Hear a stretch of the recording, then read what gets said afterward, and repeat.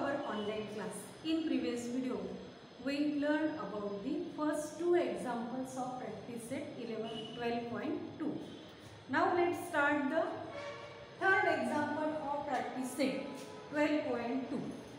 The ratio of weights of copper and zinc in brass is 13:7. The ratio of weights of copper and zinc in brass is 13:7. Find the weight of zinc in a brass. त्या ठिकाणी copper आणि zinc यांचं जे weight आहे ते तुम्हाला त्या ठिकाणी त्याचा रेशो दिलेला आहे. In a brass utensil weighing 700 gram. जर तुम्हाला या पद्धतीने रेशो दिला असेल तर त्या रेशो दिलेला असताना 700 ग्रॅम ब्रास मधील झिंकचं वेट किती असेल हे तुम्हाला विचारलेलं आहे. आता जे अगोदर तुम्हाला आपल्याला दिलेलं आहे ते आपण अगोदर लिहिणार. The ratio of copper to zinc in a brass utensil is 13:7. त्यानंतर काय म्हणणार, रेशो मध्ये त्या ठिकाणी कॉमन मल्टिपल असणार. Let the common multiple be x. Let the common multiple be x. Therefore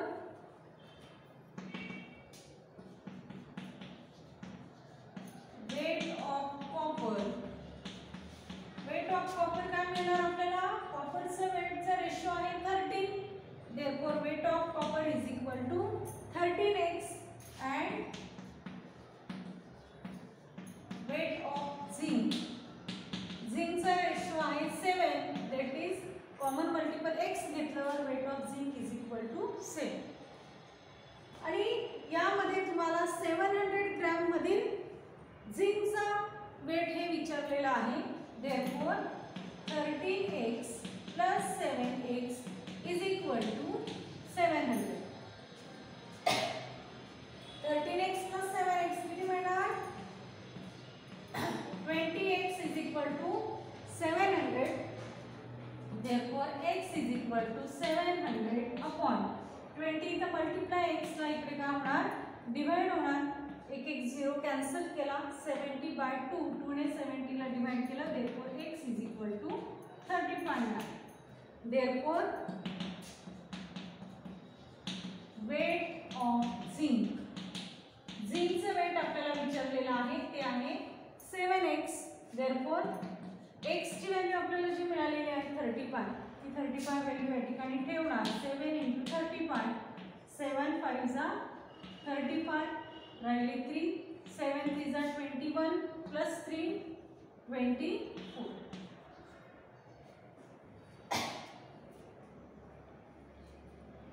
245 gram. The weight of zinc in brass utensil 700 gram is 245 gram. त्यामध्ये 245 gram जे आहे ते काय असणार आहे, झिंक असणार आहे. या उदाहरणामध्ये आपण जे कॉपर आणि झिंकचा रेशो दिलेला होता त्याचा कॉमन मल्टिपल म्हटलं x. therefore दोन्हीचं वेट लिहून घेतलं 13x आणि 7x. आणि दोन्हीचे ॲडिशन जे आहे ब्रास युटेन्सिलचे दिलेलं आहे ते 700 ग्रॅम. म्हणून दोन्हीचे ॲडिशन 700 ग्रॅम म्हटलं. त्यावरून जो कॉमन मल्टिपल आहे तो x, त्याची व्हॅल्यू शोधली. त्याची व्हॅल्यू शोधून मग 7x मध्ये x ची व्हॅल्यू ठेवली. नंतर आपल्याला वेट ऑफ झिंक मिळालं 245 ग्रॅम. त्यानंतर बघा नेक्स्ट एक्झाम्पल आहे फोर्थ एक्झाम्पल. फोर्थ एक्झाम्पल मध्ये काय दिलं आपल्याला,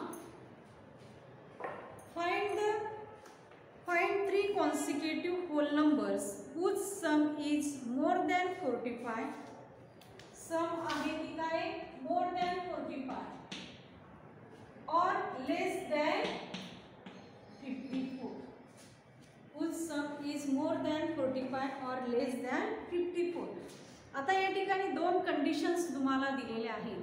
या दोन्ही कंडिशन सॅटिस्फाय करणारे वेगवेगळ्या व्हॅल्यू आपल्याला त्या ठिकाणी शोधता येतील.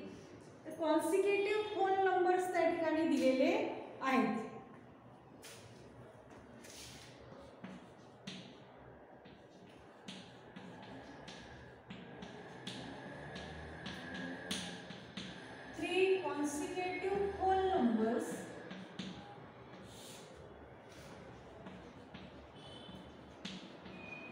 बी. आता या ठिकाणी hole numbers, consecutive hole numbers मध्ये 1 चा डिफरन्स असतो. +1 केला की नेक्स्ट होल नंबर मिळतो. म्हणजे फर्स्ट जर आपण x घेतला तर नेक्स्ट जो आहे तो x + 1 मिळेल आणि त्याच्या पुढचा काय मिळेल x + 2 मिळेल. मग त्या ठिकाणी आपण सम काय घ्यायची, मोर दॅन 45. फर्स्ट कंडिशन जी आहे whose sum is more than 45, यानुसार आपण x ची व्हॅल्यू काढायची.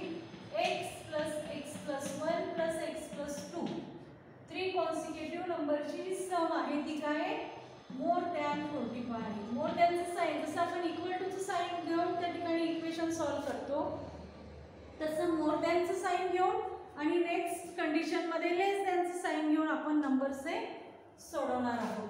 x + x + x 3x + 1 + 2 3 more than 45.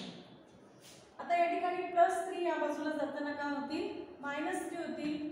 3x more than 45 - 3 म्हणजे काय मिळणार 42 मिळणार = 42. म्हणजे हा जो आहे 3 आहे तो इकडे काय होईल डिवाइड होईल. x is greater than 42/3 therefore x = 3 ने इथे डिवाइड केलं तर काय मिळणार 14 मिळणार. x ची व्हॅल्यू काय आहे मोर दॅन 14 आहे. मोर दॅन 14 म्हणजे these numbers are therefore numbers are. First number जो घेणार तो 14 च्या पुढचा मोर दॅन 14 जे आहे x ची व्हॅल्यू आलेली म्हणजेच काय येईल 15 येईल. 3 कॉन्सिक्युटिव्ह नंबर्स दिलेले आहेत आपल्याला. किती दिले 3. therefore 15 16 17 असे 3 नंबर्स त्या ठिकाणी आपल्याला मिळणार की ज्यांची सम ज्यांची ॲडिशन ही मोर दॅन 45 असणार. बघा टॅली करून बघायचं. 15 + 16 + 17 किती होतील 47 होतील. 15 15 15 किती झालं 45 प्लस हे वरचे 3 48 होतील. म्हणजे जी ॲडिशन काय असेल 45 पेक्षा जास्त असेल. आता जी सेकंड कंडिशन दिलेली आहे त्या सेकंड कंडिशन प्रमाणे अकॉर्डिंग टू सेकंड कंडिशन काय second condition whose sum is less than 54. ज्यांची ॲडिशन काय आहे लेस दॅन 54 आहे. यावरून पण आपल्याला 3 नंबरचे मिळतील. x + x + x काय मिळणार 3x 1 + 2 काय मिळणार 3 लेस दॅन 54. मग अशी प्रमाणे +3 या बाजूला जाताना काय होईल -3 होणार. 54 - 3 काय मिळणार 51 मिळणार. 3 इथं x ला मल्टिप्लाय इकडे येताना काय होईल तो डिवाइड होईल. x is less than 70. x less than 17. x हा काय आहे 17 पेक्षा लहान आहे म्हणजे x = काय घेणार आपण 16. therefore the numbers are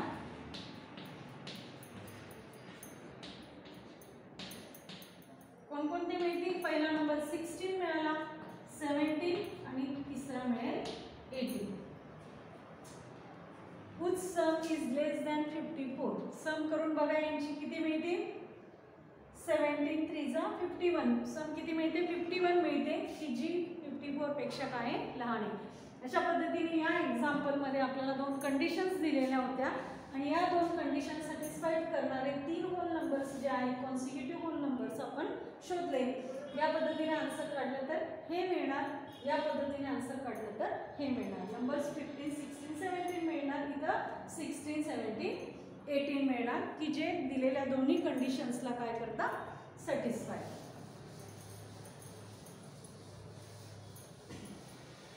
next बघा. Next is the 5th example. 5वं उदाहरण घेऊया आपण. वर्ड प्रॉब्लेम मध्ये अगोदर काय करायचंय first step read the problem then understand the problem. Third step is to convert the given information into algebraic form, frame the equation and then solve the equation. हे अगोदर माहिती व्यवस्थित वाचायची समजून घ्यायची इक्वेशन्स तयार करायचे आणि ते इक्वेशन सॉल्व करायचे. फिफ्थ एक्झाम्पल बघा. In a 2 digit number, digit at tens place is twice the digit at unit place. त्या ठिकाणी 2 डिजिट नंबर दिलेला आहे. 2 डिजिट नंबरमध्ये जो काही टेन्स प्लेसचा नंबर आहे तो काय युनिट प्लेसच्या नंबरच्या ट्वाइस आहे. मग आपण अगोदर युनिट प्लेसचा नंबर मांडायचा. Let the number at units place be X. Unit प्लेसचा नंबर काय म्हटला आपण एक्स म्हटला. मग टेन्स प्लेसचा जो नंबर आहे therefore the number at tens place. Tens प्लेसचा जो नंबर आहे तो काय twice the number of at unit place म्हणजे काय 2x आहे. आता युनिट प्लेसचा नंबर आणि टेन्स प्लेसचा number therefore the number is equal to. Number कसा शोधतो आपण टेन्स प्लेसच्या डिजिटला इथे नंबर नव्हे तर डिजिट म्हणायला पाहिजे. आपण या ठिकाणी काय करायचंय the digit.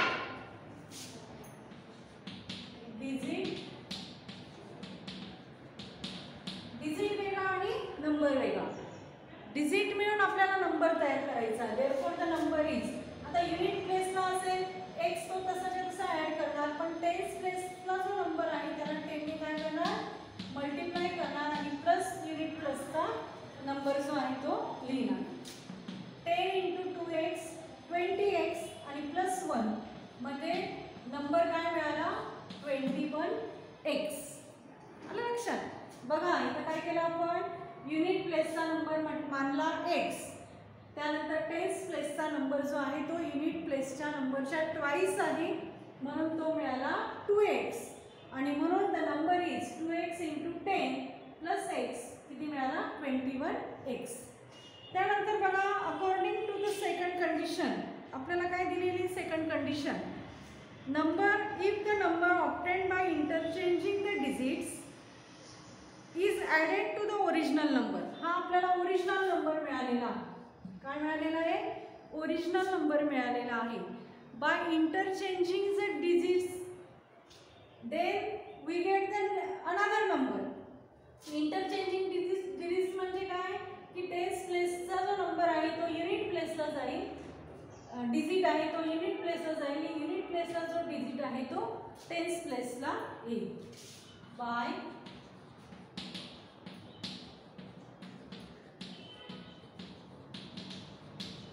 by interchanging the digits.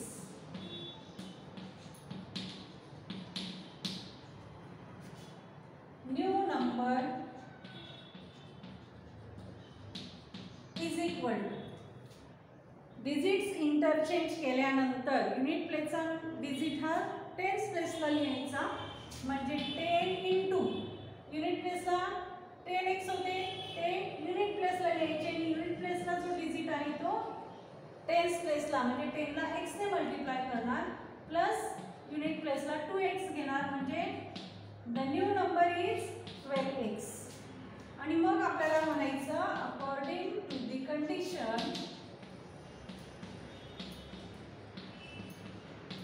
मला जी कंडिशन दिलेली आहे काय कंडिशन दिलेली आहे by interchanging the digit the number is obtained it number added to the original number the sum is 66. या दोन्ही नंबरची सम जी आहे ओरिजिनल नंबर आणि by interchanging the digits the new number हे 2 नंबरची समेशन जे आहे ते काय आहे 21x + 12x 66 आहे. मग 21 + 12 काय मिळणार 33x = 66. therefore x = 66/33 = 2. x काय मिळाला 2 मिळाला. मग नंबर काय मिळेल नंबर सांगा या ठिकाणी नंबर काय मिळेल 21x ओरिजिनल नंबर आहे 21 into 2 is equal to 42. 42 is the new number, is the original number. किंवा मग नंबरला त्या ठिकाणी असा नंबर होता 20x प्लस x म्हणजे काय 20 इंटू 2 40 येतील आणि प्लस x म्हणजे काय 242. अशा पद्धतीने जो नंबर दिलेला आहे तो नंबर आपल्याला व्यवस्थित लिहिता आला पाहिजे. टेन्स प्लेसचा जो डिजिट आहे त्याला 10 ने मल्टिप्लाय करायचं असतं. युनिट प्लेसचा जो नंबर आहे त्याला 1 नेच मल्टिप्लाय करायचं म्हणजे तो तसाच्या तसा ठेवायचा असतो.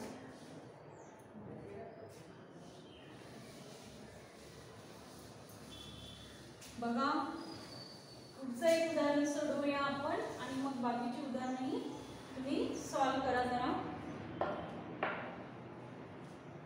तर पुढची जी उदाहरणं आहेत ती फक्त मी त्या ठिकाणी थोडी डिस्कस करते. Some tickets of 200 rupees and some of 100 rupees of a drama in a theatre are sold. 200 रुपयाची काही तिकीटं आणि 100 रुपयाची काही तिकीटं ड्रामाची काय केली विकली गेली. The number of tickets of rupees 200 sold was 20 more than the number of tickets of rupees 100 rupees. तर यामध्ये काय रिलेशन दिलेलं आहे. द नंबर ऑफ तिकीट्स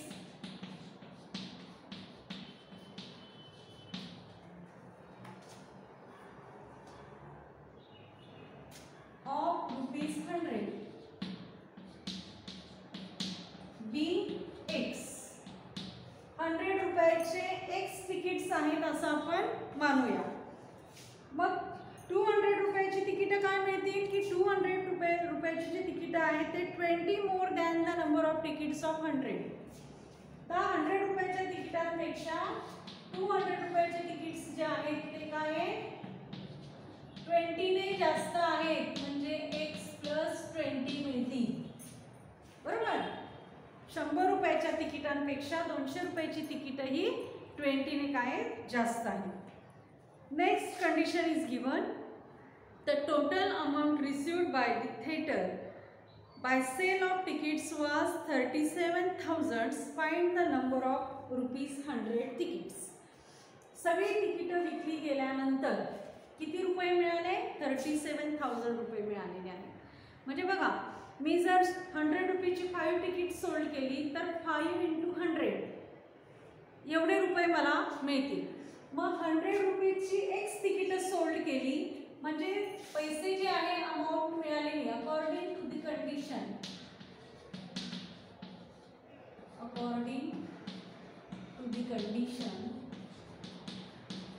कंडिशननुसार आपल्याला त्या ठिकाणी 100 रुपयाची x तिकीट सोल्ड केल्यानंतर मिळतात 100 रुपीज. बरोबर.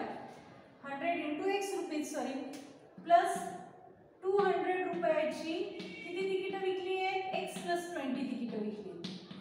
मग त्याच्याने त्याला काय करणार मल्टिप्लाय करणार. जसं 100 रुपयाची 5 तिकीटं विकली तर 500 रुपये कसे मिळाले 100 इंटू 5 केली. तसे इथं 100 इंटू x केली. 200 रुपयाची x प्लस 20 तिकीट मिळाले म्हणजे 200 इंटू x प्लस 20 केली इज इक्वल टू किती अमाऊंट मिळते 37,000 एवढी अमाऊंट मिळते.